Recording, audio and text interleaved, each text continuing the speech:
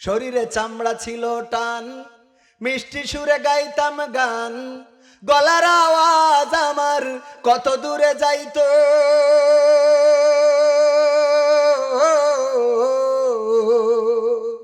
শরীরে চামড়া ছিল টান, মিষ্টি সুরে গাইতাম গান, গলার আওয়াজ আমার কত দূরে যাইতো।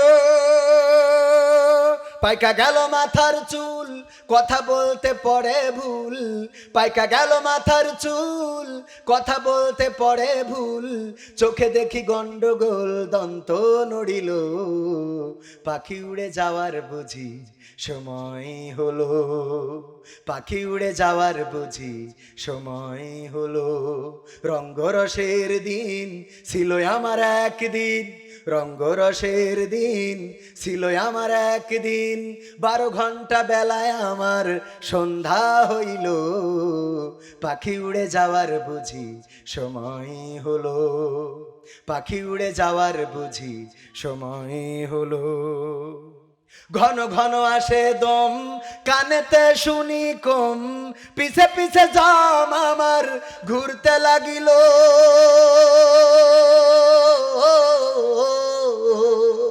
ঘন ঘন আসে দম, কানেতে শুনি কম, পিছে পিছে জাম আমার ঘুরতে লাগিল। খাটো হয়ে আসছে পাও, হীন হলো সর্বদাও, খাটো হয়ে আসছে পাও, হীন হলো সর্বদাও, ভাবে বুঝি সময় আমার ফুরিয়ে এলো, পাখি উড়ে যাওয়ার বুঝি সময় হলো, পাখি উড়ে যাওয়ার বুঝি সময় হলো। এত সুন্দর পরিপাটি খাসায় আমার ছিল খাটি, দিনে দিনে খাসায় আমার জং ধরিল।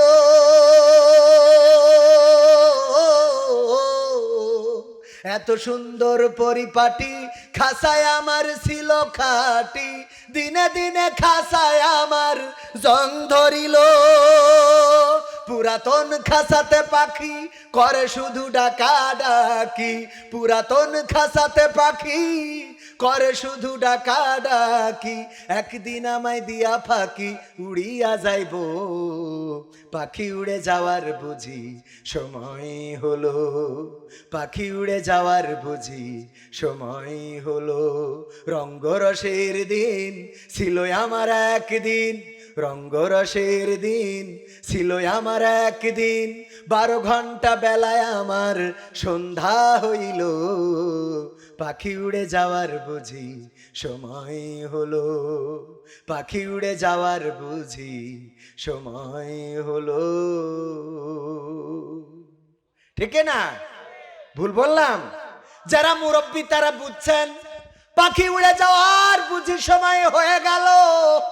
এখন আর সন্তান ভালো করে কথা বলে? কথা কয় না। পুত্রবধূ ভালো করে কথা বলে? পাড়া প্রতিবেশী গ্রামবাসী চায়ের দোকানেও এখন বলে মুরব্বী একটু সরিয়ে বসো, ওই মুরব্বী সরিয়ে বসো, বলে না? বলে না? যে ইয়াং যুবকটা বলেছে মুরব্বী সরে বসো, ওই ইয়াংটাও একদিন মুরব্বী হয়ে যাবে রে, ওই দিন উনাকেও এরকম করার মতো লোক থাকবে না, থাকবে না। এই জন্য আমার যুবকেরা বৃদ্ধদের অসম্মান করা যাবে, অসম্মান করবেন না, কারণ ওই বৃদ্ধ আপনার বাবার বয়সী, দাদার বয়সী, বাসে চড়বেন। যদি পারেন বৃদ্ধ মানুষ যদি দেখেন, বৃদ্ধা মানুষ যদি দেখেন, সিটটা ছেড়ে দিবেন, বসে আস্তে করে বসিয়ে দিবেন।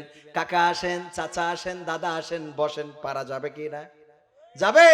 কিন্তু না, এখনকার যুবকেরা বৃদ্ধ মানুষ এই যদি কয় বাবা গো আমি দাঁড়ায় থাকতে পারছি না, একটু বসতে দিয়া যা, কয় টাকা দে টিকিট করেছি চাচা, কলি হচ্ছে না। এবার যেই একটা স্কুলের কোনো মেয়ে সুন্দরী এসে রড ধরি দাঁড়ায় থাকে, উনি উঠি বলে ম্যাডাম সিট ডাউন প্লিজ। ওরে আমার সিট ডাউন প্লিজ আছে না নাই? উনি হিরো, নায়ক সাজে, সিট ডাউন প্লিজ ম্যাডাম। ও এটা মুরব্বী মানুষ বসতে চাচ্ছে, তোমার সিট ডাউন নেই। যে একটা মেয়ে মানুষ আসে সিট ডাউন প্লিজ, এই দুজন যুবক উঠছিস কেন? তোদের কি ওই কথা তোরা বলিস নাকি? হ্যাঁ, উঠলি বুঝ দিয়ে ওদের গায়ে লেগে গেছে। সিট ডাউন প্লিজ সেরি দুবানে ক্যামেরা ধরবা, দেখাই দিবা কিটা কিটা সিট ডাউন প্লিজ ইল্লো।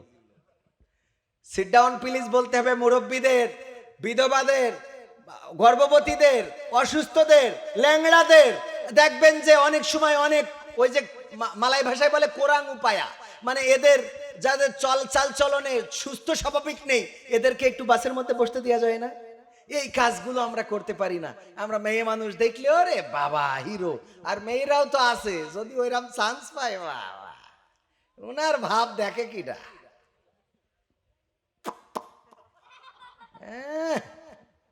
মা বোনেরা, আমার হুজুর, আমার আঙ্কেল বললো যে মা বোনেরা অনেক বেশি এসেছে।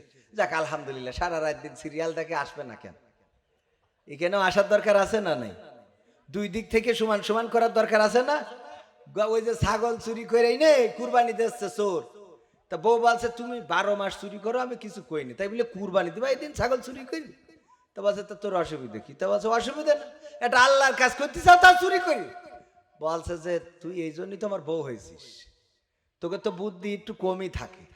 তা বলছে কি করি? বলছে আমি তোর বুদ্ধিটা আমি তোর বুঝাই দিই। বলছে কুরবানি দিলি কি হয়? তা বলছে সোয়াব হয়। বলছে চুরি করলে কি হয়? তা বলছে গুনাহ হয়। তা বলছে তাহলে ঠিক আছে, চুরি করেছি গুনাহ হয়েছে, কুরবানি দিয়েছি সোয়াব, গুনাহ সোয়াবে কাটাকাটি। এখন মাঝখানে আমি আর তুই গোশত যে খাবো এটা তো ফ্রি, গোশত তো এখন মাগনা। হিসেব মিলে গেছ না?